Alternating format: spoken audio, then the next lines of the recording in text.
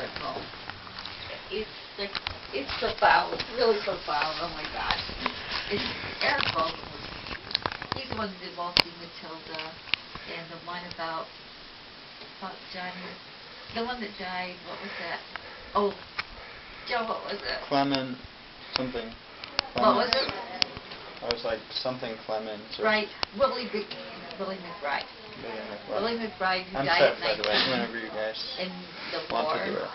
Okay. That Yeah. Waltzing Matilda and this one are awesome. This is so great. Okay, I think that we should do it out here now after, because it's kind of busy in there after all.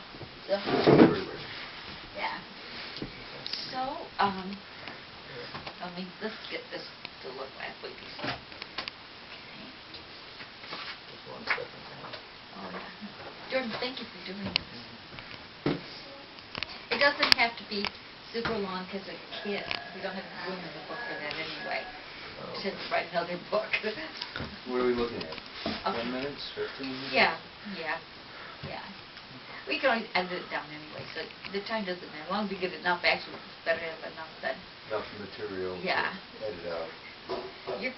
She gave me all the questions. It was perfect. I'm all set. So it's recording. Right now it is? Are you just recording it or doing the video? I'm just recording it. Is that what you want? Oh, I thought you were going to do a video, but I know, fine. but going from that, you just needed the, That's all we really need. Yeah. Okay. So, is it over there is enough, or should you have it in the center? Yeah, I'm going to have it right in the center. I just need to have it plugged in a little bit. Unless there's another plug right Why here. don't you just move slide forward just a hair? Yeah, there we go. Yeah, perfect. Okay. There's an extension cord there too. I think this should be okay. Are you going to be close? Is Glen going to be close enough? Oh, it'll definitely hear it. I'm trying to get it so that it would transcribe it for you. Oh my gosh, it does that? No, it doesn't seem to be working. You just very have to well. do it, send it? But it is recording. Okay. Thank you. Hello, Glen. Hello, Mark. So, we're having a conversation today with Dr. Glen Martin, who teaches at Radford University and has a lot of other things going on in the world which we'll talk about. So, why don't you just tell me just quickly your other titles or whatever, and then Well, we'll ask the questions. I'm president of the World Constitutional Empowerment Association, and the World Problems, and the International Philosophy for Peace, and chair of the Peace Studies program at Radford University. And they're all really interconnected, aren't they, in They some are, way? yes. Well, I'd like to ask you, Glen, what animates your dedication to these not just the organizations, but your teaching and this interconnectedness of all you do? What is your vision? I've been teaching in higher education since 1974. I started at Hunter College and I was there for 10 years. And since then I've been at Radford University. And I've taught not only philosophy but peace studies, introduction to peace studies. And as far as I'm concerned, education should be about human liberation and human transformation. And the liberation and transformation of human beings means, in some fundamental way, the development of both the heart and the mind, reason and love. And there, in the new holism, that the philosophy of holism that I've been working on for a number of years, these two aspects of our dimension are no longer separated, they're no longer torn apart as they have been in much of the modern world. And so the development of reason and love together, Betty Reardon, who was a well-known peace educator, came to our university. I brought her to talk to our Peace Studies program a number of years ago, and she articulated education in a very special way that I just want to repeat now, some aspect of it. And that is, she spoke of the 4 I's. And the first I is information. The students need to know, and we as teachers need to know, the true information. We need to be able to critically distinguish the truth from the false. The second I is interpretation. We need to understand that information is just not self-evident. It needs to be in context, it needs to be interpreted, and students need to realize that there are the same information can be interpreted in different ways. Exactly. They have to develop the kind of sophistication, intellectual and rational sophistication that allows them to see this. The third I is imagination. Because once you interpret the world and begin to see the variety of interpretations, then you have to begin to see that this world is full of difficulties and conflicts, and we as thoughtful and rational and educated people need to be dealing with these conflicts. And we have to cultivate our imagination to see the alternative possibilities that are there in the world. Actually, and the last I, the fourth I, is inspiration. I think that once we really activate our imagination, then the capacity for our own lives to be inspired in terms of alternative visions is really enhanced. Right. And gosh, how much do you hear of inspiration in college curricula? And I agree with that. That's one of the components in our book is inspiration. And I find that is so powerful in classes. I just show Scott Neeson, who was a Hollywood mogul, very rich, and he takes a backpack trip through Cambodia, falls in love with people, and sees all these kids on the dump and picking through hypodermic needles, and he says, "How do you leave? How do you turn your back on that?" And he does. He's Hollywood, comes and he's just transformed. He's built this school that an Italian designer has made design outfits for the children to go to school. So he has all these children. Then he has vocational classes and he's just transforming things. Wonderful. But when they see him, and he said, well, it was nice having the Porsche and the $1 million home. It was nice, but something was missing. And then he said, no, I don't have a 401k, but I have all the coconuts I can drink. And then as he walks through, he's like a Pied Piper. All the children come running out and everything. And he has this deep, satisfying life. And when students see that, it just puts a little bit of nudge with these ambitions, to get to the corner office, get on the gravy train, get to the mechanics of wealth. And it gives a little pause. But there's that. Then there's Father Greg Boyle, and there's what's her name? The only one, Helen Sussman, the lone white voice in the South African Congress against apartheid. So I'm just thrilled when we talk about inspiration, because I think it's just hardly ever thought of as something important. And I think that's what animates change. But tell me, how did you come to this vision? Well, it's a long story of struggle. As you were saying to me earlier, my development was slow, right? But one thing, we're here in the mountains at Cracker Lake, New York, and when I was about 12, my father, who was a very nice guy, but he grew up here, and he was a hunter and a fisherman and so on, and he wanted to teach his boy, so he took me hunting. And it was a couple of years he took me hunting until he realized I didn't really like it. But the second year, we were over on the backside of that point, deep in the woods, and there was a trail down to, and my father, the deer often sit in groves, and so he said, I'll go around this grove and down, and there might be a deer in there, and I'll walk through, and that will flush the deer out, and you wait here and you shoot the deer when it comes out.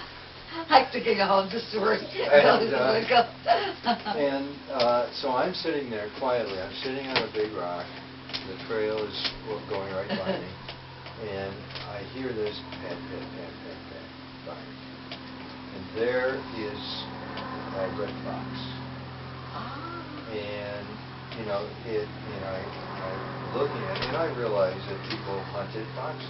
Right. And so on. And what am I, 12-year-old? Yeah, exactly. And I had the 22. And so I swung it over, and the fox got behind a little rock about 10, 12 feet away. He's like, he's realizing I'm in there. He's screaming out, and then he's running. I was shot him down, shot him in the back of the head, went down. And I walked over to him, and he was in death throes. The heart, the whole, it was just horrible to see. The heart, his whole body was in convulsions and so on. And I shot him again just to put him out of his misery.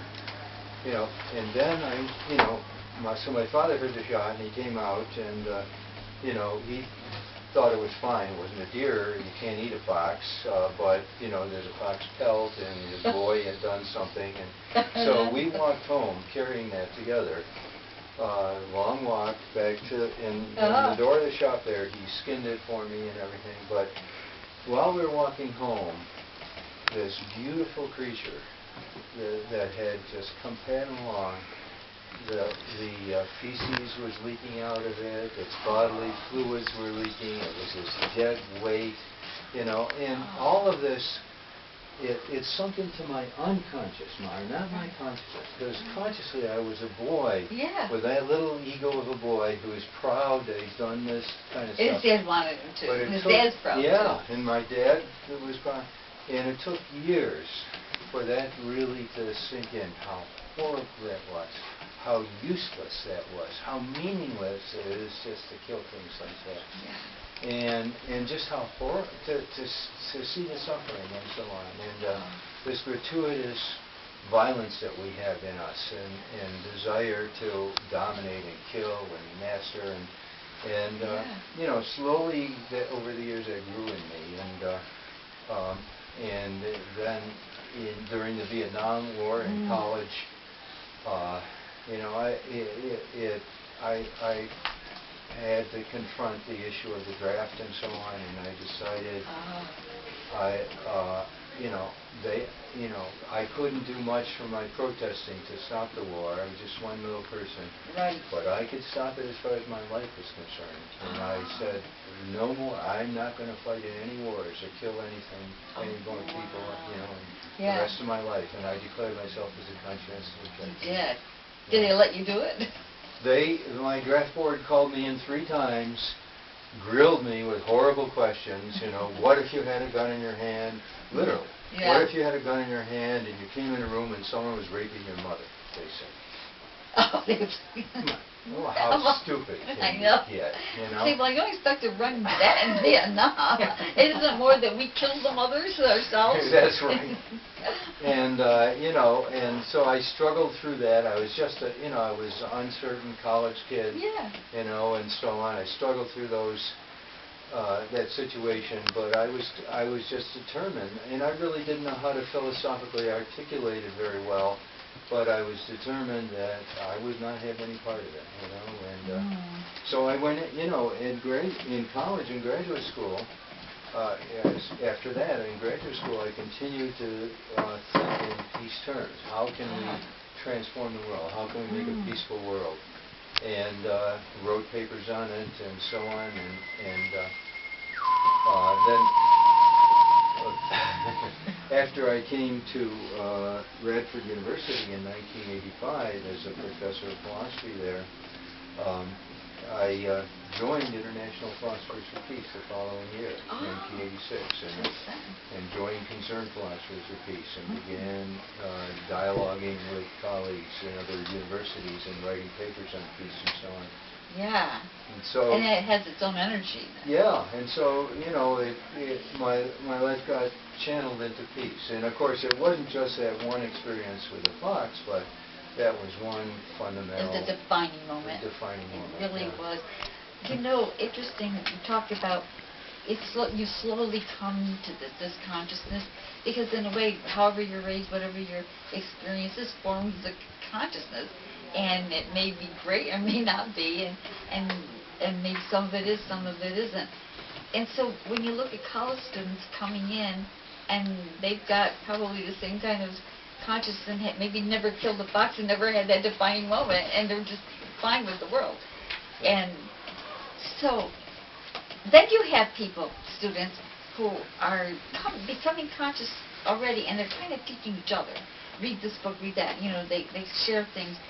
So then you hold classes, and then you get self-selected students, more or less, unless once in a while I would get students who can't find another course, and so here they go, which is always come to happy conclusions.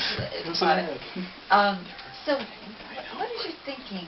So here we are trying to have, knowing that this consciousness matters, and the students are coming and they don't really know what's truly going on in the world, and if they know that there's a war here or there, they don't really even know why, or what's fueling it, or what the issues really are. And even trafficking, I've had whole school classes, I've never heard of it. Now, I mean, trafficking, this horrible thing out there in the world, and not a clue, and nobody seems to even be thinking about prison transformation, I mean, students coming in. And so then what happens? Because I'm thinking in the context of all students, not just the self-selected ones, but then what is it? Well, how would you see actually educating all students to what is like Chris Hedges says, the world as it is? Yeah. I don't have any magic answers. It's more something I struggle with all the time, and for me it's very difficult because I experiment a lot in my classes and try different things. And at Hunter College, the students weren't any smarter, or better educated, but they were much more cosmopolitan because it's in the middle of Manhattan. Yeah. And they were from every country, every race, every background, and so on. And just that cultural context made them easier in many ways to talk about. Because there's already openings. Yeah, they already experienced kind of cosmopolitanism and tolerance and diversity that my present students at Radford University don't generally can hardly imagine. And so it's a different context, and I don't as I say, I experiment with different things. I try to have different kinds of class experiences for them that might be awakening and so on. But one of my themes that keeps coming up, because it's fundamental to my philosophical work also, is the idea of paradigm shift, of that the problems that we experience and what we call the world of facts are within a context of a larger paradigm, which is at the root of many of our problems. Like an interpretive paradigm. Yes, yeah. So could you give an example of at the root of our problems, this rooted paradigm that people are functioning under now? Well, and then where does it need to shift? It's the ancient world had Plato and Aristotle and so on. Socrates had a vision of holism and the integration of human life and the use of reason to identify moral principles, and part of the movement of life was to move intellectually and spiritually higher and higher, so one was in harmony with that cosmic principle, right? Right. And that was lost during the rise of modern science. Right? The early modern science, beginning in the 17th century, they discovered, they thought, a mathematically analyzable universe that was matter in motion. As bodies, matter in motion, And the matter in motion in this universe, governed by natural laws of universal causality, did not make any room for mind or reason. Yeah. And they tried to solve the problem of mind different ways. Descartes split it off into a different kind of substance. Hobbes reduced it to material brain functions and so on. But this resulted in a paradigm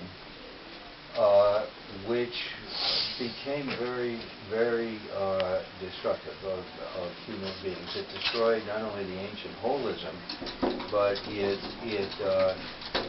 led human beings to a kind of mechanistic world in which there are personal intuitions, our deeper moral sensibility, our capacity for love and compassion were all finally considered merely subjective.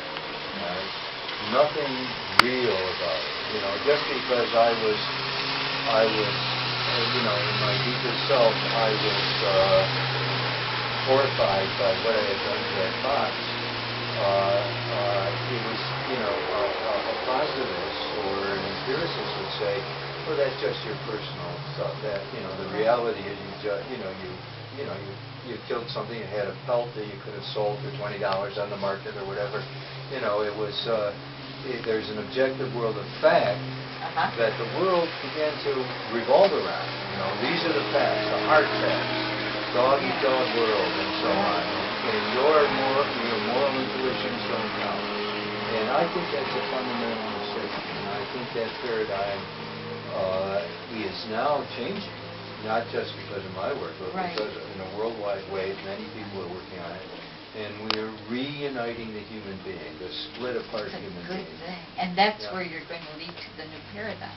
Yes. A more holistic paradigm. Yeah, and that's what I try to communicate in my classes, that kind of process.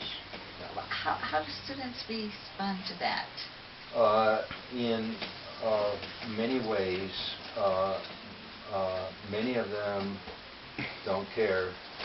Many of them, part of the problem is, and students tell me this too, how come you're the only one that says this, right? Yeah. All their other classes, they say, they don't talk about this, and therefore, they think that maybe I just am an erratic, errant professor with crazy ideas. Eccentric. And the whole environment that they come from, their parents, their churches maybe, the other professors, they don't talk about this. So many of them, for that reason, don't take it seriously. Do your students actually push back in some kind of negative way? A few, not many. But we have an ROTC program on our campus. And I welcome such, students into my classes, of course, and I, respect them and so on. But they often really don't like it. Right? Some of them in the past have been articulate and critical, which I think is good, because it gets people discussing and thinking about the issues. Then you really talk about it. Yeah, but others have just dropped after the first week or so,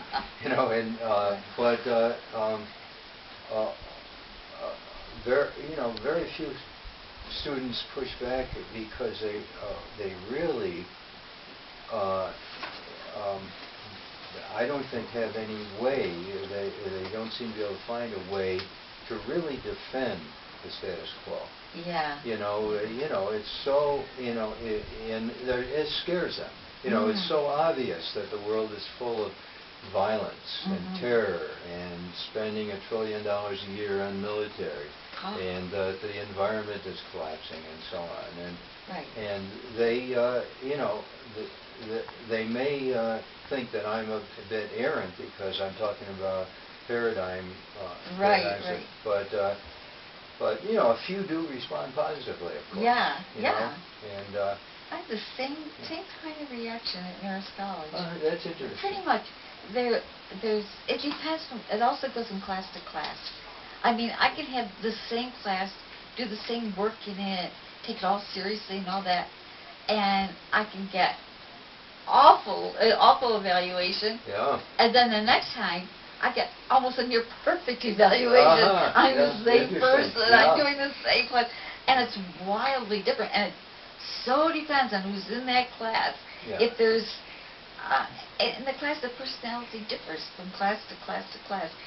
So, but my question is, or I guess my thesis is, wanting somehow to educate, equip all students so that they all at least know what's really going on in the world, what moral choices they make.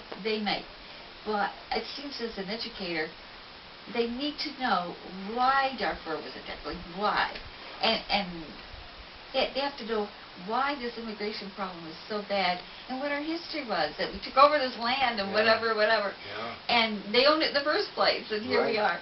And we're the one that encroached on it, and then incorporated it into the United States. Right. And they're there.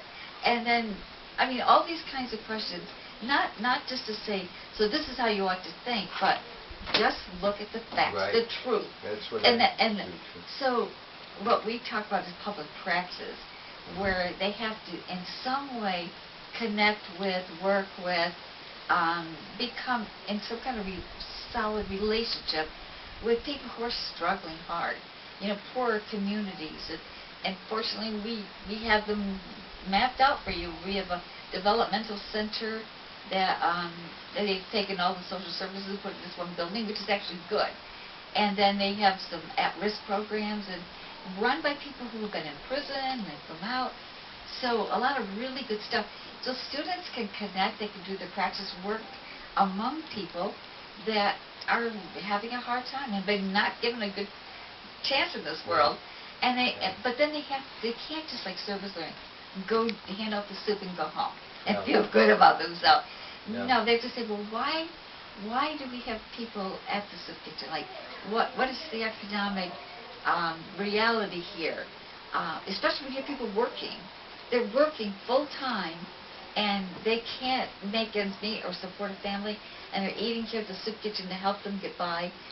But so what are they earning? Like, why then is there a feeling against raising a minimum wage when they're only going to put it right back into the economy because they have to spend it? And they spark the rather than some of the arguments given that honestly on further examination don't hold up. And even if a few jobs are lost, the economy actually gets sparked more things, and more jobs actually get created in the long run. So but they need to know that, because they hear this received wisdom, well, we can't raise this because of this, and they've never looked at that. Or even structural, why structures matter. I say to my students, look, if I have one good job and all of you want it, I can't say to you who worked for the least. Oh, you work for that? How? Less? Oh, less? A sandwich? Nothing, just, the least one. I can't do that because we have a structure that says no matter what, I have to pay it's not high enough, it's not a living wage, but I have to pay a minimum wage. And that's an economic structure. And that's why you need it. I can't just do it by who'll work for the least, which happens. So, so really my question is, so beyond knowing, I think educating students to just at least know what the truth is in the world and what it is. And in one semester, some of my students in the upper level philosophy courses, I have more than once. But in the general education courses, like one which I teach regularly is called Ethics and Society. And, that's a good one. And a lot of the students are in there because they're fulfilling a requirement. Exactly. But nevertheless, what I try to do, is what you're talking about, getting them to see, some of the fundamental realities of our situation. But I continually try to talk about find out for yourselves. It doesn't end here with this course. Exactly. Keep So looking. important. You can find out. Need to say that. And I do have a list of recommended books and videos and things that they can use as a guideline. But I have the theme of growth, intellectual and moral growth, and one of the things one needs to do is, if one's a young person, is think in terms of growth. What kinds of things can I read, can I experience, can I do to facilitate that process? Right. So I try to give them hints and guidelines and examples of that kind of process. Well, all the I's that you mentioned before, we haven't organized in terms of the I's, but every one of those are things we've incorporated in our manuscript. In one usually through public practice, the concept of theology really, or pedagogy in public practice, having to know what the truth is, and then how do you come to the truth, too, is another thing. Being human, we're perspectivistic, and I said, no matter how much anyone knows, unless God is sitting there talking, nobody knows it all. And so we all have a certain perspective.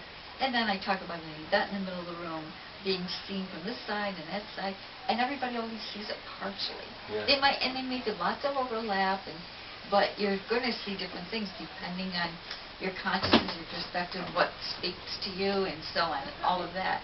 And then the idea that imagination, that it can, just to come to the point that it can be otherwise. It can be otherwise. And that's inspiration. Those who really join together. Because then they see, once they kind of have a sense of the truth, the analysis, and then they see people up and altering the consciousness they walked in with, and kind of in that way revealing also and affirming what they've been talking about and analyzed about. And there it is. But they're doing something about it. And they're taking a step and figuring out what's there to do, and let's do it. And the people, and I love people who just step up and just do it, figure it out here. Well, so those things, I think in our manuscript is really at the very heart of it. Although saying it in different words, but I love the 4 ideas, 4 I's, that really works as a... Good. Yeah. Well, just one last thing. Okay, this is really the same question. Okay, say we really do want to have some kind of all students being educated. So where do we, not just start, but maybe start, but what do we have to be sure it's in that curriculum for the most disconnected students, as well as those that... Yes, there's a difference between, I think, our current situation, in which I think that a key to our moving forward in the world is the Constitution for the Federation of Constitution. And I introduced that in all my classes in one way or another. But I think there's a difference between our current situation, in which students really need to begin to develop a critical awareness and a critical ability in those 4 I's and so on, and a kind of ideal education. A few years ago, I introduced into a session of the Provisional World Parliament an Education Act that defined education as it will be under the Earth Federation. Can you tell us just a little bit about the Earth Federation? How did it come about? Well, just briefly, but give us the sense of it. The Constitution for the Federation of Earth is a real constitution that will give us world democracy, preserve the nation states, its administrative regions, but address the problem of war by demilitarizing the world, protecting the global environment, protecting human rights. And it comes because of this paradigm shift that we were talking about earlier. The fragmented paradigm out of which the global economic system and the nation-state system comes is now replaced by a holistic paradigm in which all human beings participate as citizens of the Earth. And the Earth Constitution is a brilliant document that integrates this holistic paradigm into a real workable pattern for human decision-making. Wow. Can you put that into a model that I think someone in one of your groups said they said something about world citizens governing themselves as Self-governing citizens, yeah, Eugenia Ullman said that. Okay. And- Self-governing citizens. Yeah. Yeah. But so in this education bill Yeah. that I introduced, it said that in Earth Federation influenced schools or funded schools, and there'll be such all over the world. Right. The students will go through. I'm not sure I can remember all 6 of the items, but there was 5 or 6 items. But they'll go through a syllabus that includes these items on different levels, depending on their level of intellectual development and so on. One of the items was that they will study the Constitution itself, so that every person, to the heart of it. Yeah, every person will understand what it means to be a citizen of the world, with the rights and duties and so on. Right. Another one was that they would study on the various levels as they grew the principles of democracy. What does it mean to live in a democracy where people are free and equal? And we want the people of Earth to really be aware of this, to be aware of what needs to be if we're going to be successful on this planet. Right. A third thing that I ideally would have everybody study is so-called global problems or global issues. What are the planetary problems that cannot be solved on a local level, or even a national level, that we have to be aware of, because we're living on this tiny spaceship Earth, and we got to learn to do it right, or we're not going to survive much longer. Right. And so the problem of human rights, the problem of war and violence, the problem of the environment, the problem of rich and poor, economy, and so on. These need to be in the curriculum of every student. So when students start to see with facts and the truth and whatever, and the why, that's one of the questions when they do their public practice. They have to ask why. Like, why do we have this problem? Like, what are the structures, the antecedents, and the choices, the policies that makes a certain economic reality a soup kitchen and the great need for one? Yeah. Well, why? Like, why do we need this? And then the last thing they're supposed to think about is, then what can we do? Like, maybe some piece of it. There's an analysis, I don't know if I've ever mentioned before, maybe you do it yourself. It's called pillar analysis, where you write the problem on the straight line going across, and then each pillar is like something that keeps that in. Let's say poverty, say anything. And then why do you have poverty? Then you can talk about economic system, who's in control, whatever. And then whatever contributes to that, just at random, anybody in the class, just all the things they can think about that lead to poverty or keeps it in place or whatever. Then they take each of these pillars, make it the new platform, and then why this, why this, why this, and then you take those pillars until you get down to the whys, the whys, the whys. I've only gone to the very end once. And I got there and I thought, oh, really? And it was choice.